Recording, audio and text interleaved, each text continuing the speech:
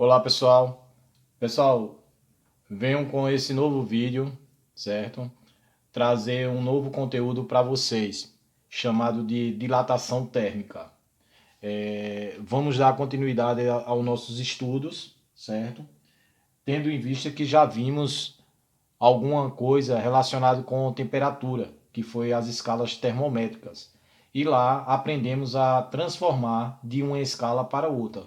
Quando uma certa temperatura está numa escala, vamos supor, na escala Celsius, e a gente quer transformar essa escala Celsius numa escala Kelvin ou Fahrenheit. Então foi feito isso nas últimas aulas, tanto para quem está indo presencial como para quem está em casa, certo? Foi passado uma videoaula, foi feita uma videoaula sobre esse conteúdo, escala termométrica, e foi passado um exercício para vocês me devolver.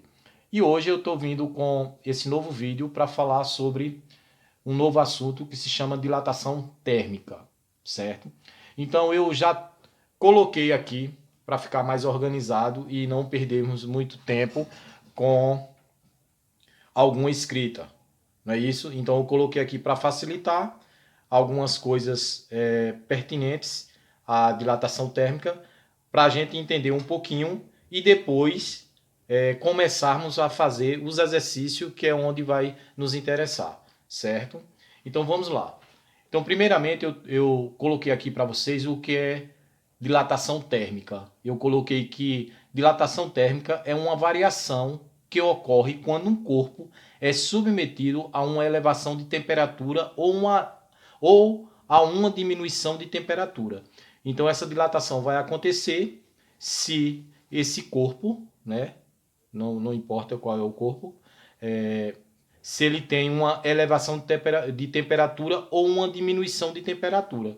Então, daqui a pouco a gente vai ver alguns exemplos e vocês vão entender direitinho aonde é que pode acontecer essa dilatação nesses corpos, certo? Coloquei mais um pouquinho abaixo que existe três tipos de dilatação térmica. A primeira dilatação é a dilatação linear. Depois eu venho com a dilatação superficial e depois eu venho com a dilatação volumétrica. Então vamos entender primeiramente o que é uma dilatação linear. Eu coloquei que uma dilatação linear é aquela em, em que predomina a variação em uma única dimensão, ou seja, no comprimento, certo? Então essa dilatação linear, já fala linear, linha, é aquela que predomina uma variação de temperatura em uma única dimensão, ou seja, no comprimento. Eu coloquei alguns exemplos. Uma dilatação em uma barra de ferro, certo? Uma barra de ferro em linha reta. Uma dilatação dos fios de energia. Uma dilatação de uma viga na engenharia civil. Então, isso tudo eu posso dar esses exemplos como dilatação linear. Pode ocorrer aí, vamos só aqui para vocês pegar direitinho nessa dilatação dos fios, certo? Quando é no inverno, né, o fio ele tende a ficar mais esticado. Então ali ele mais esticado, ele tem uma dilatação. Quando é no verão, está bastante quente, a temperatura aumentou, então os fios tendem também a ter uma dilatação. Ele vai ficar mais flexível. Isso aí é para vocês entenderem o que é uma dilatação linear. Segundo, eu falei que é uma dilatação superficial, né? Então, a dilatação superficial é o fenômeno físico que consiste no aumento das dimensões espaciais, tais como comprimento, altura e a largura, certo? Em razão do aumento de temperatura. Exemplo, coloquei um exemplo, uma chapa de metal, cujo aumento de temperatura faz com que ela expanda em comprimento e em largura. Então uma chapa de metal submetida a uma elevada temperatura, ela vai expandir tanto o comprimento como a largura dela. Vai aumentar, né? O tamanho dessa chapa. Se ela for pequena, ela vai ficar maiorzinha um pouco, certo? E por último, eu estou trazendo aqui a dilatação volumétrica. E eu coloquei aqui que dilatação volumétrica é o aumento de um corpo submetido ao aquecimento térmico, que ocorre em três dimensões também: a altura, o comprimento e largura.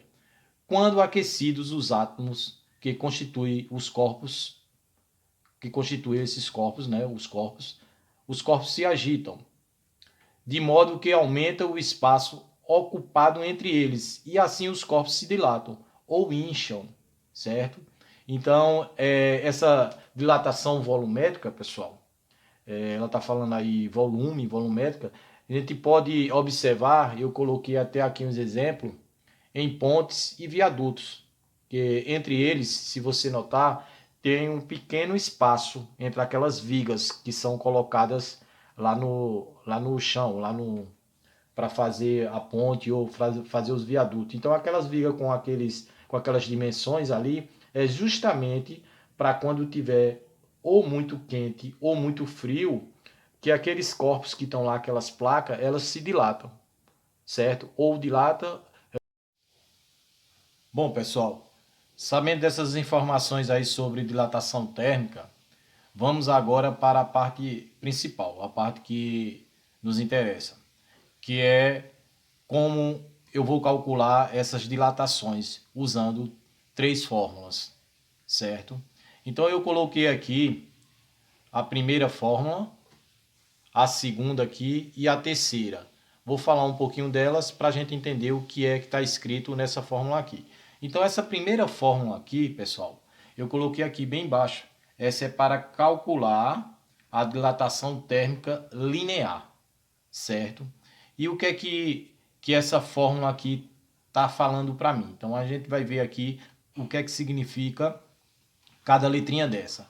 Então esse ΔL aqui é a variação do comprimento ou a dilatação linear da barra, certo? Então todas as vezes que ele pedir para você calcular a dilatação linear da barra, eu vou usar essa formulazinha aqui, certo? Porque esse ΔL aqui é a dilatação linear da barra. Sabendo que o ΔL, para mim encontrar ele, eu tenho que ter o comprimento final e o comprimento inicial. Então, o ΔL, que é a variação do comprimento, essa variação de comprimento, para mim encontrar essa variação de comprimento, eu tenho que ter o comprimento final e o comprimento inicial. Então, se ele pedir calcule o comprimento final, calcule o comprimento inicial, eu vou ter que usar essa formulazinha aqui, certo? Por quê? Porque a variação de comprimento é igual ao comprimento final menos o comprimento inicial, certo? O LI, que está aqui na fórmula, isso é o comprimento inicial, como eu já coloquei aqui, ó, comprimento inicial. Vou botar aqui só comprimento inicial, certo? Esse sinalzinho aqui, que é chamado de alfa, certo? Isso é o coeficiente de dilatação linear. Esse coeficiente de dilatação linear, todas as vezes na questão, ele vai dar esse valor. Então, você não vai precisar se preocupar. Então, quando ele mandar, ou quando ele pedir lá na questão, pedir, fica melhor, né? Para você calcular o comprimento, a variação de comprimento, certo? Da barra, que é a dilatação linear dessa barra, certo? Ele vai lhe dar na questão, lá na questão já vai vir, o coeficiente de dilatação linear dessa barra. E o ΔT, isso é a variação de temperatura. Em todas as fórmulas, nas três fórmulas, vai ter essa variação de temperatura. Ele vai dar uma temperatura, vai dizer que a barra está com, ela tem tanto centímetro e estava com tal temperatura. Aí ele quer saber a variação desse comprimento quando a temperatura estava tanto. Então ele vai dar uma temperatura inicial e uma temperatura final. Para se calcular esse ΔT aqui, que é a variação de temperatura, eu vou colocar aqui. Eu posso calcular com essa fórmula. TF menos TI. Que isso aqui nada mais é do que temperatura final menos temperatura inicial. Então, se eu tiver a temperatura final e tiver a temperatura inicial, eu posso calcular essa variação de temperatura, certo? Então, essa primeira fórmula aqui é para se calcular a dilatação térmica linear. Bora para a segunda fórmula. A segunda fórmula está aqui, ó. Veja que mudou um pouquinho da fórmula de cima, ó. tem umas mudançazinhas aqui. Perceba que a temperatura, a variação de temperatura, tanto tem nessa como tem nessa daqui, certo? Então, bora lá ver como é que, para que é que serve essa fórmula aqui. Então, essa fórmula aqui, ela serve para calcular a dilatação superficial da barra, de uma chapa, certo? Essa fórmula serve para calcular a dilatação superficial. Então, eu já coloquei aqui, ó, ΔS. ΔS é a variação superficial. Então, quando ele quer, calcula a variação superficial de uma chapa tal. Você vai usar essa daqui. Esse Bzinho aqui com essa perninha passando aqui, essa letra aqui é chamada de beta. E essa letra aqui é o coeficiente de dilatação superficial. Veja que na fórmula de cima ele também tem um coeficiente, que é o alfa. O alfa é o coeficiente de dilatação linear. E o beta aqui é o coeficiente de dilatação superficial. Eu já falei que esse coeficiente de dilatação, certo? Ou superficial ou linear, ele vai trazer na questão. Ele já vem dizendo quanto equivale esse coeficiente de dilatação. Então você não vai se preocupar com isso, com essa questão de calcular isso aqui, porque ele já vai trazer esse coeficiente aqui. E o ΔT, como eu já falei, é a variação de temperatura. Veja só, eu falei aqui em cima que para mim calcular a variação de comprimento, eu tenho que ter o comprimento final menos o comprimento inicial. Eu calculo a variação desse comprimento. A mesma coisa é nessa segunda fórmula. Para mim calcular a variação superficial, que é o ΔS, eu tenho que ter aqui SF menos SO. E o que é SF menos SO? Isso aqui vai ser a área final ou a área menos a área inicial, ou o espaço, né? O espaço final e o espaço inicial, certo? Aí eu tenho essa variação superficial, certo? Para calcular essa variação superficial, eu preciso disso aqui, da área final menos a área inicial. E por último, eu tenho aqui essa fórmula, que ela também é bem parecida com a de cima, só muda os coeficientes e esse VOzinho que tem aqui. E essa terceira fórmula, ela serve para calcular a dilatação volumétrica, certo? Volumétrica. Então, se eu quero calcular a dilatação do volume, eu vou usar essa fórmula aqui. Então, veja só que ΔV é a variação volumétrica. E para mim calcular essa variação volumétrica, eu coloquei aqui, ó, eu preciso do volume final menos o volume inicial. VF é volume final e VO é volume inicial. Então, se eu tiver o volume final menos o volume inicial, eu sei quem é a variação volumétrica, certo? Para colocar aqui, porque geralmente quando ele coloca na questão, ele pode trazer dois volumes. Ele diz, ó, o volume tal inicial é tanto e o volume final é tanto. Calcula a variação volumétrica. Aí eu vou ter que ter isso daí para saber quanto é que vale isso daqui, certo? Ou se ele quiser um volume final e me der esse daqui, a variação volumétrica, e me der o volume inicial, e quer que eu calcule isso daqui. Aí eu preciso ter alguma dessas informações para calcular, preciso ter duas informações para calcular um desses daqui, certo? Essa letrinha grega aqui é chamada de, eu já falei que uma é alfa, outra é beta, essa é gama, é chamada de gama. E essa letra grega aqui chamada de gama é o coeficiente de dilatação volumétrico.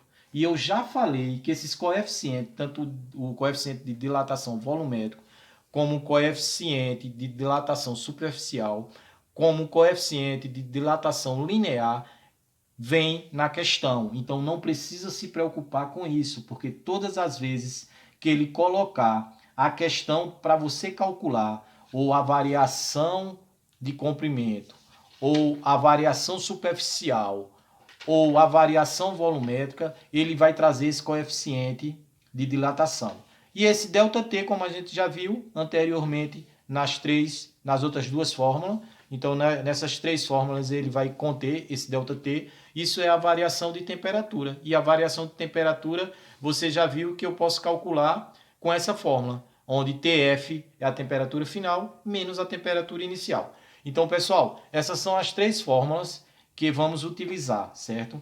A primeira fórmula é para calcular a dilatação linear de uma barra.